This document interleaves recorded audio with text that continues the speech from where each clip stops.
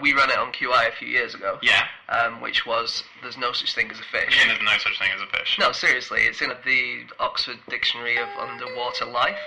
It says it right there, first paragraph, no such thing as a fish.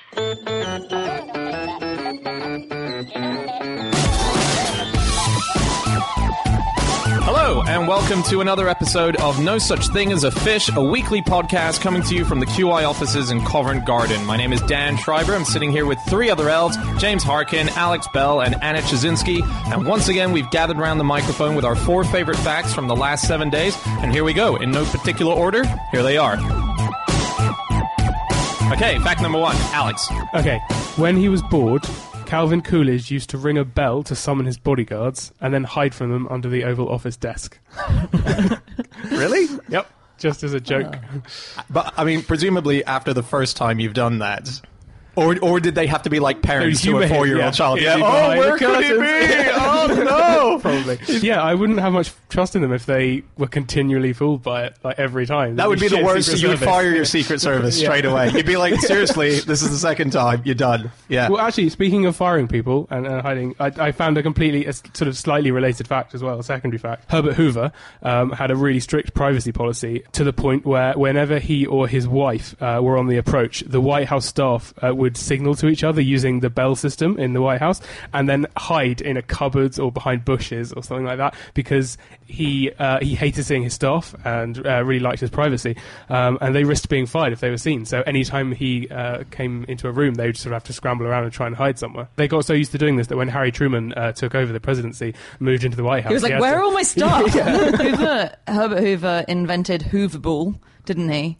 Which is... What's that? Is it as soon as he gets the ball, all the other players hide in cupboards and he just gets to walk right to the goal line? Yeah. And he then hides under a desk until someone finds him. That's Coolidge Ball. No, it was actually invented by his doctor to keep him fit, and it's a cross between, according to the government website, tennis, volleyball, and medicine ball, which, do you guys know what that is? Medicine ball, yeah. It's a big ball that you use for exercise. Yeah. That big heavy thing. So it's basically like volleyball with an unbelievably heavy ball about the weight of a newborn baby, and you throw it over the net. Calvin Coolidge liked to eat breakfast in bed while having his head rubbed with Vaseline. Was he bald? Because that is a recipe for greasy hair, if not. Yeah, that's really You know the guy who invented Vaseline? He was, I've forgotten his name, Cheeseburger or something like that. Mm-hmm. He thought that Vaseline was like a big sort of cure-all, and he used to eat it every single day, and he used to rub it on his body all the time because he thought it would cure him of all illness. And did it? Well, he's dead. Okay. So it didn't make him live forever. Yeah, okay, so it wasn't an elixir. I can understand why he does that. I once went on a date and I couldn't find any hair gel, and my hair was really all over the shop. If this is something about Mary's story, can I stop you there? I put Tiger Balm in my hair, and my God, that was the most intense sensation I've ever had. It was like putting chilies all over my head. It was just like on fire. Oh, really? And my head stunk like hell. I got on the train and everyone was like, what is that smell? Was that a successful date? It was, because in the end, I had to admit it. I was like, by the way, the reason my head smells like this is because I did Tiger Balm over my head. And she said, I really like the smell. It is quite a nice smell, and if you have a cold, it's quite... So maybe if she was a bit blocked up, you would have really helped her out. Exactly, my sinuses were like incredible. My point is, though, is that maybe the Vaseline on his head while he's eating kind of gives a slight kind of like putting Tabasco on your food. Maybe that's how he managed to get Mrs. Coolidge. She was like, oh, I really like the smell of Vaseline. Yeah. Have you thought of Tiger Balm? There is a thing called the Coolidge effect. Do you know that? No. The idea is that male animals prefer to have sex with females they've never seen before than females that they have seen before. And it's called the Coolidge effect, and it's named after Calvin Coolidge. Why? It's a story about him and his wife who were being shown around the farm, and they got to a chicken yard, and Mrs. Coolidge noticed that the male chicken was having sex a lot, and she said to the guy, does he do that a lot? And he said, oh yeah, he has sex about 12 times a day. And she goes, well, you should tell that to my husband. So then the guy went to Calvin Coolidge and he said, this chicken has sex 12 times a day, and your wife told me to tell you about it. And he said, oh, is it the same chicken every time that he has sex with? And this guy said, no, it's a different chicken every time. He said, well, tell that to my wife then. Chicken farmer named it then? It was named after that anecdote, which I guess probably didn't even happen. Yeah. But just to make this clear, that is a really cruel thing he said. So he did basically say the only reason he wants to keep having sex is because it's not with my wife every time. He's didn't saying, if I was to have sex 12 times a day, it wouldn't be with you. he? Yeah. To be fair, it was a pretty snarky Nice. move on her part. That was true. quite a good No one comeback. comes across well in that anecdote at all, apart from the chicken.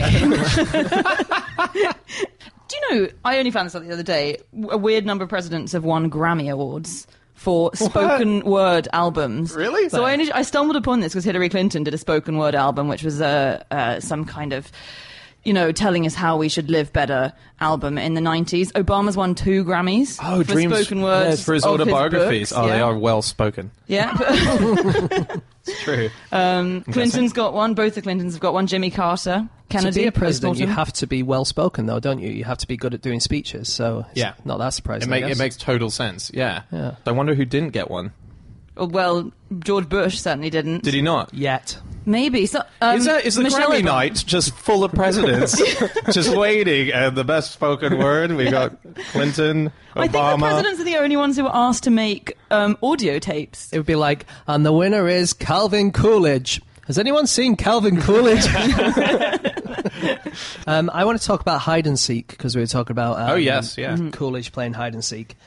So you know how refrigerators have got this magnetic seal that keeps them closed? Yeah. That's because of hide and seek. In 1958, the decade up to 1958, a load of kids had been killed playing hide and seek and hidden inside refrigerators.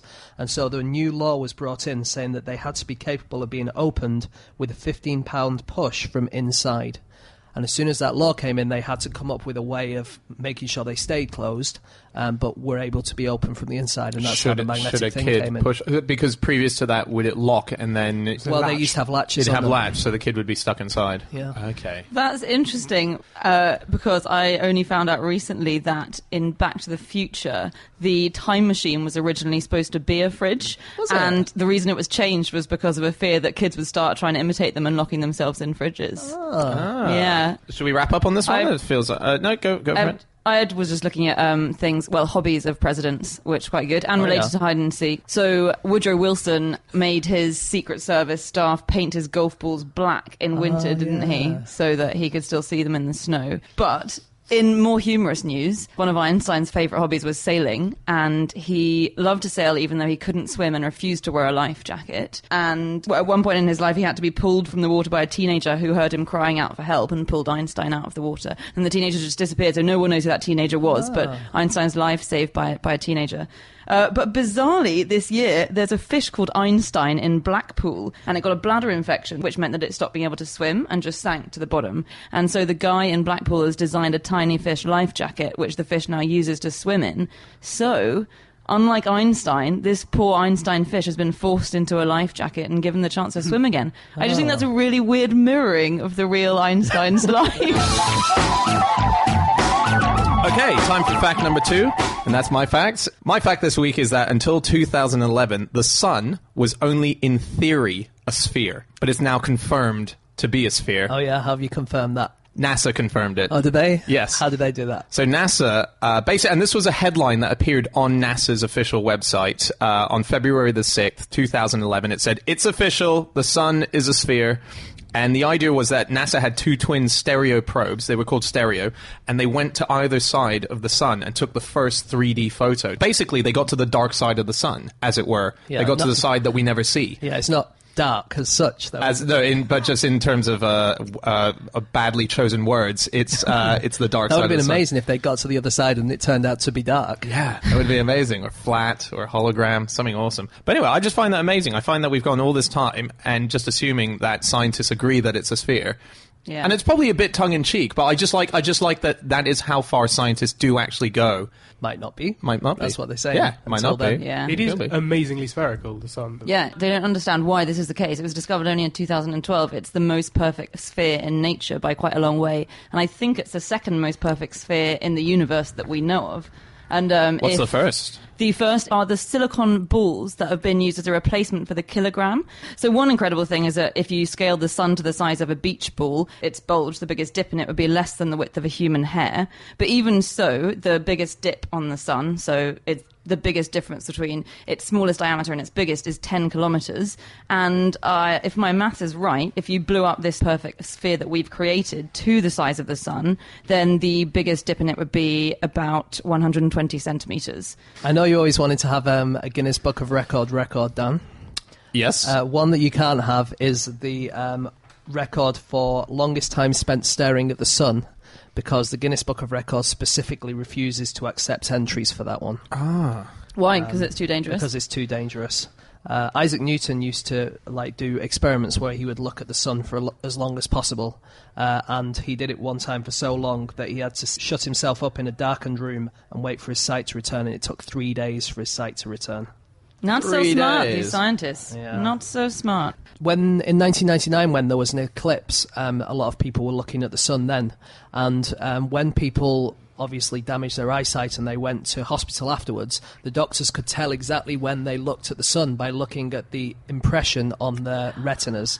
So if it was like a halfway through the eclipse, it would have the half sickle of the Wow. sun. Wow. That's so cool. That's Yeah. extraordinary. Although I don't know how anyone's eyes got damaged then, because I remember it and it was so cloudy. So the original fact that we had here was how we didn't know for sure that the sun was a sphere, Yep. but people were pretty certain about it. So Galileo, for instance, he could see the sunspots going round the back and coming back again, and so he postulated that it must be a sphere. And there are lots of other reasons why we were pretty certain it was a sphere. But not 100%. Yes, exactly. I read a headline which you guys are dear. going to hate. But So the people listening to this podcast, they must hear Dan about to say something and then us all groaning and wonder why we do it. And it's, you know what? It's the look on his face.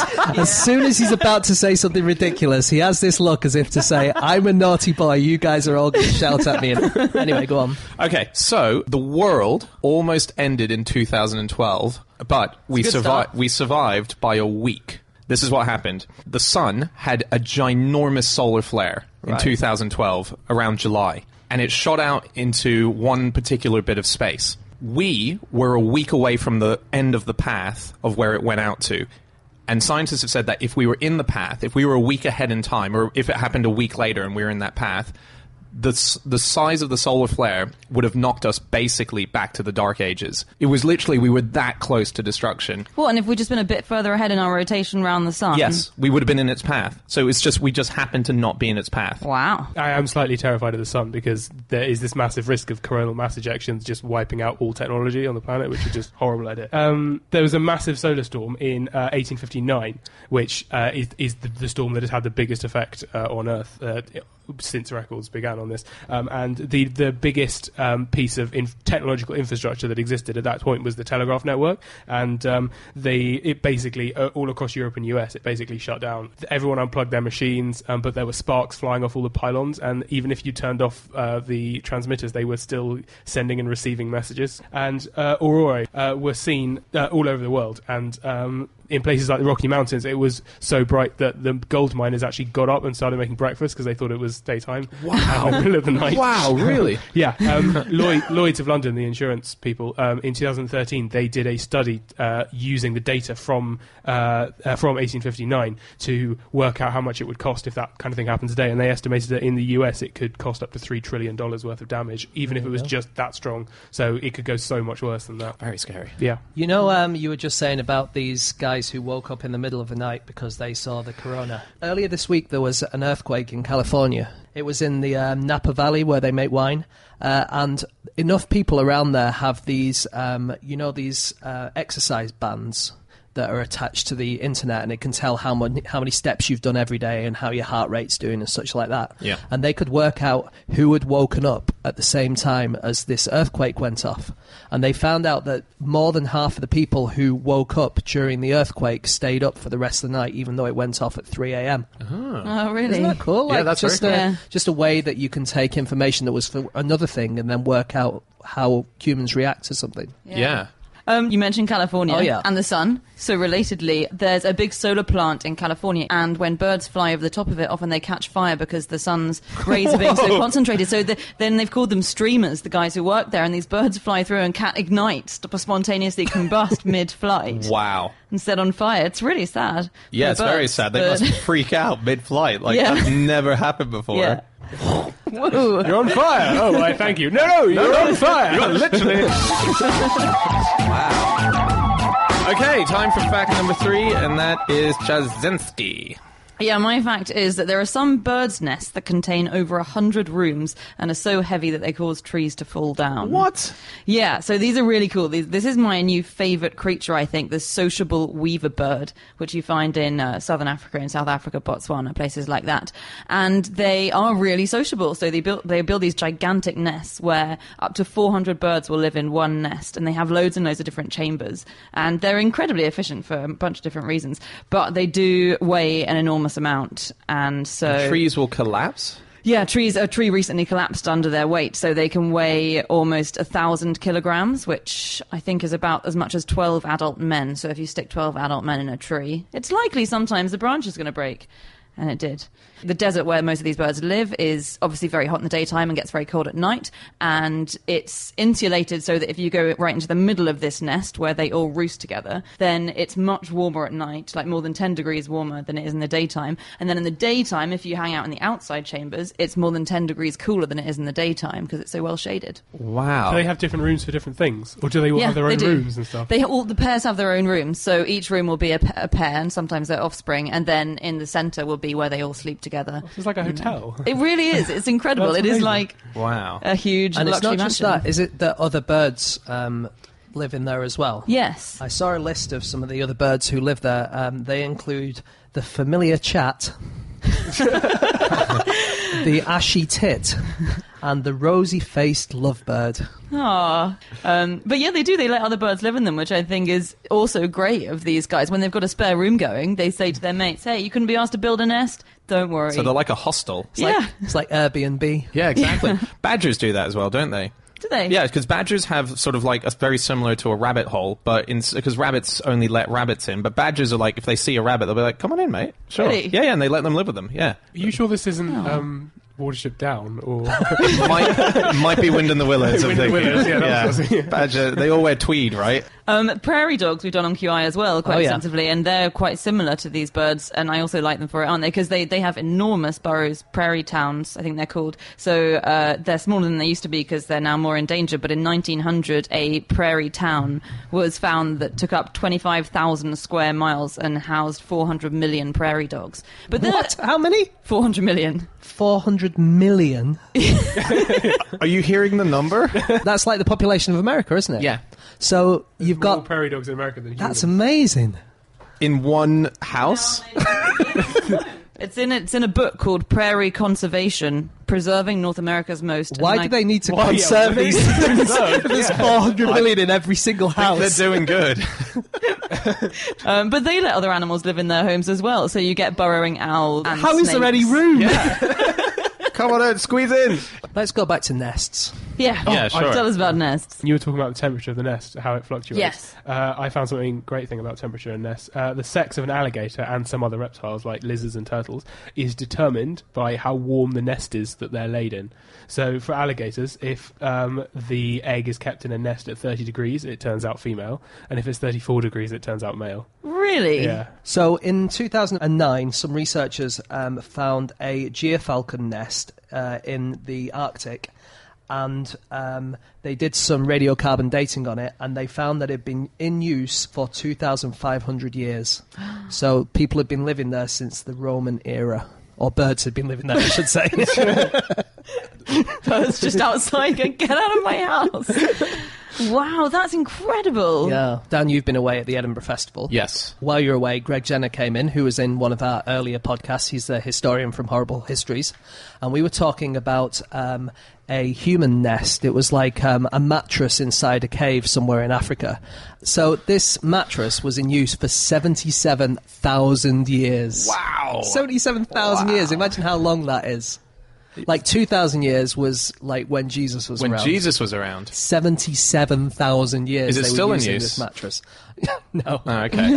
I mean, we should keep the tradition going. That's true, actually. Yeah, why do we stop? They used moss, and they would put it in this corner of a cave, and then they'd use it for a while, and then they would burn it and put more moss on top, and then they would burn it and put more moss on top. And this moss was particularly good because it would stop insects from being able to live there, so it was a really good place to sleep. But also, so you're saying it's the exact same bed, effectively? Yeah, that's because they been just kept constant use. adding different bits of the mattress onto it. Yeah. Wow. And they almost never changed the bedding. We did ask them about it. It was only about every 2,000 years or something that they bothered even changing the moss. Filthy. Just on the subject of mattresses, I was reminded there's a trap door at the bottom of the Blue Whale in the Natural History Museum in London.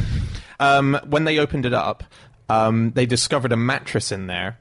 And it was basically a time capsule inside the Blue Whale, because it was when they were building it, it's where all the workmen would sneak in. So they found a bunch of magazines and newspapers and empty wrappers, but also a mattress, because apparently horny curators, that used to be a top location. I can't believe they went to that sort of trouble. Think about it. If you're someone who works at the Natural History Museum, you're already quite a big dork. And so the idea of sex inside a blue whale... Yes, please. Did I you mean, know even that, I think that's the best possible bothering location. with a mattress. I don't know why they need the Really? trapdoor, because a blue whale's vagina is large enough to walk through. Such a good point. Maybe it's a male blue whale. Yeah. Oh, that's probably it. I was just going to talk really quickly about the weaver birds, just because they often now build their nests on telegraph poles and pylons, so you'd recognise their nests. And anyway, this often causes power outages. So I was looking up animals that cause power outages, and squirrels are always cutting off electricity. So there are some electricity companies that say that 2/3 of their electricity outages just come from squirrels chewing through wire, or like linking up circuits by jumping from one bit to another.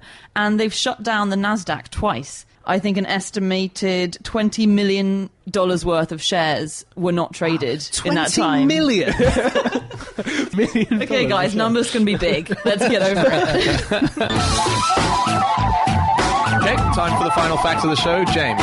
Okay, my fact is, the worst baseball team in South Korea has replaced its supporters with robots. So these guys are called the Hanwha Eagles. They've lost more than 400 games in the last 5 years. They came bottom of the league in the last 2 years, and their opposition have started calling them the Hanwha Chickens because they don't put up any kind of fight. What they do is they have these screens around the pitch, and you can, using your computer or your phone, you can put your photo on the screens, and you can make the screens do Mexican waves or do cheers or chants or whatever.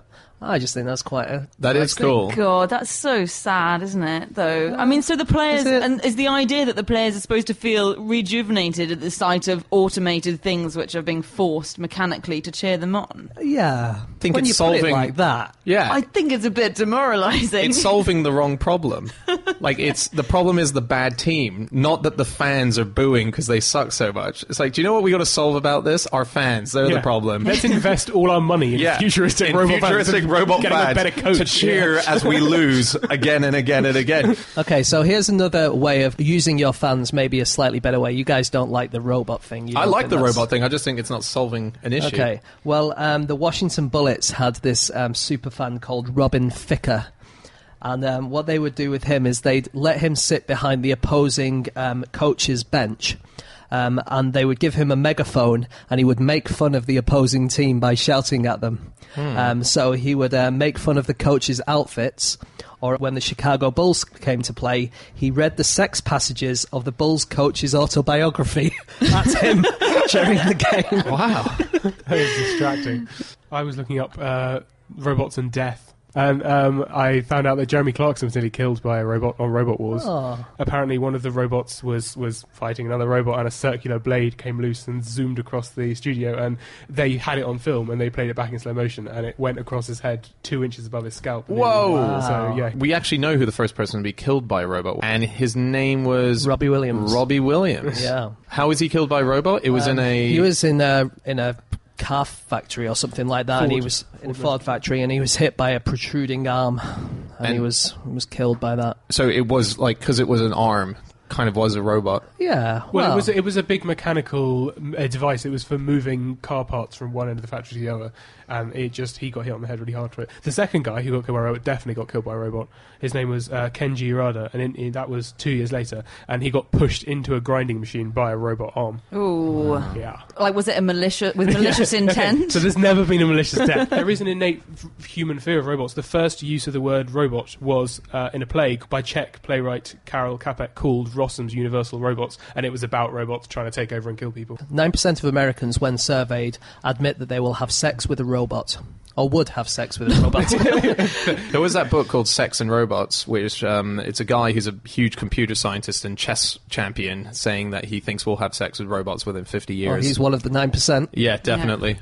They did have the first kissing robots in 2008. They were made in Taiwan, and they performed as the stars in Phantom of the Opera. They did an all-robots cast of Phantom of the Opera, and these two robots kiss. And it's the worst kiss you've ever seen. Their heads come together, and then they pause for 10 seconds, and then their heads pull apart. It's like at a 12-year-old's disco. Empathetic robots are a thing that are just being experimented with, and they've sort of are claiming they've invented where they're robots that respond to your own facial expressions with matching facial expressions, and they're preparing... Why are you smiling at me really creepily? Sorry.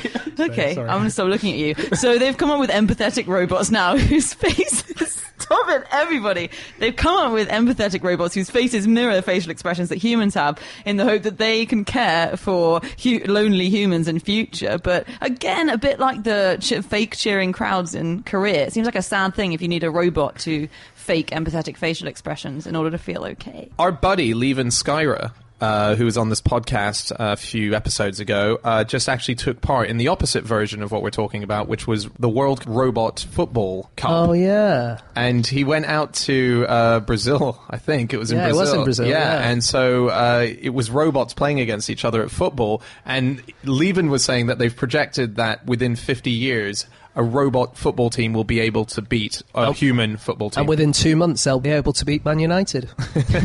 Did you see... So have you seen this, Dan? No, You've been away. So we're recording this on Wednesday, but on Tuesday, Man United played against MK Dons, who are lower in the third tier of English football, and they lost 4-0.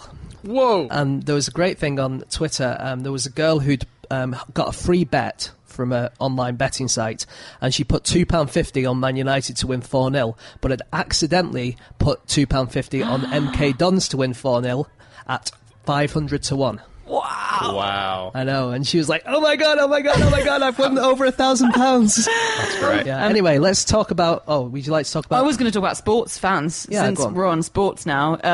So I was looking up generally sports fans. One of the amusing things I like that's happened in the past is that during baseball matches until about 100 years ago, because the stadia was smaller, if you hit the ball out of the stadium, it would fall into the long grass, and the game had to stop for 5 minutes, and everyone, the fans and the players, had to spend 5 minutes searching for the ball because they wouldn't have lots of spare balls. I think now in baseball, balls just get lost and that's it. They bring spares. People take them, don't they? Yeah. Well, you get to, if it comes out and you catch it, it's your ball. Yeah. That's how it works. There's another thing about old baseball games where they didn't have as many umpires in those days, and some of the umpires were allowed to, if they weren't quite sure about a decision, they were allowed to consult the audience, consult the crowd. Like Who Wants to Be a Millionaire? Yeah, exactly. And see what the crowd thought, and then use their ideas if they couldn't really work it out. 72% of the audience thinks that was a home run. God, it must have sucked when you were playing away games. Yeah. If you Yeah. blatantly made it and you just missed it. Did he make it? No! Definitely not. So I think the angriest any sports fans have ever been, and James will know about this, must be during the Heidi game. Is that the Calvin Coolidge game? Heidi Go Seeky. Yeah. I don't think I know about the Heidi game. It's so good, and it is frequently voted the most exciting game of American football of all time. It was Oakland Raiders versus New York Jets, and it was really close. The New York Jets were just ahead of the Oakland Raiders, but it was obviously a really thrilling match. It had about 3 minutes left, and suddenly, at the very last minute, the Oakland Raiders overtook the New York Jets, and they won, and it was a massive title, and it was a massive deal. And NBC, the network that was broadcasting it, as it had overrun by a couple of minutes past its 3 hours, switched over automatically to show Heidi for all the kids on the other channel. Now, they didn't want to do this. The NBC executives saw that it was a really thrilling match and were like, well, we've got to obviously keep this on the airwaves. So they tried to call the studio to say, obviously keep the match on, guys. Look at this. It's the biggest match ever. But so many people, so many angry fans were trying to call the studio to say, I can't believe you're going to switch over to Heidi. It's outrageous. I want to watch the rest of the match. that their phone lines broke down and the executives couldn't get through to the studio to say, keep it on. So, in the great irony of fan complaints, they caused Heidi to overtake the match by breaking the phone lines. And Heidi came on. And then NBC managed to irritate people further, I think, by during this episode of Heidi, there was a really touching scene where Heidi's disabled sister, I think, learns to walk. And they thought, what can we do to remedy this? So they flashed up the score suddenly for all the fans in the middle of Heidi. So just all these little kids suddenly tearing up at this scene. NBC, it sounds like an episode of 30 Rock. My favourite baseball player, just before we finish, is Joe Sprints.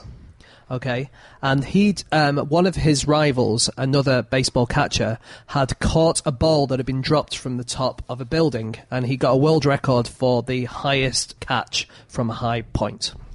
So he decided that he wanted to beat this record, and so he got a friend to go up into a blimp, and someone was going to drop the ball from the top of this hot air balloon, and he was going to catch it. Oh my God. Okay. He caught it in the way that baseball players do, with his mitt directly above his face. The ball hit his mitt, the mitt hit his face, and he fractured his jaw and lost 5 teeth. And apparently he dropped the ball. Oh! And someone alongside him just went, stop hitting yourself! Why are you hitting yourself? Okay, that's it for this episode. That's all our facts. Thanks so much for listening. If you want to get in contact with any of us about the things that we've said during the course of this episode, you can get us on our Twitter handles. James, you're on At Eggshaped. Alex. At AlexBell_. I'm on at Schreiberland. And Chazinski. You can email podcast@qi.com. Still not on since I've been away. Still hasn't happened. Okay, and you can head over to nosuchthingasafish.com, which houses all of our previous episodes. And we're going to be back again next week with another episode, 4 more facts. So stay tuned. We'll see you then. Goodbye.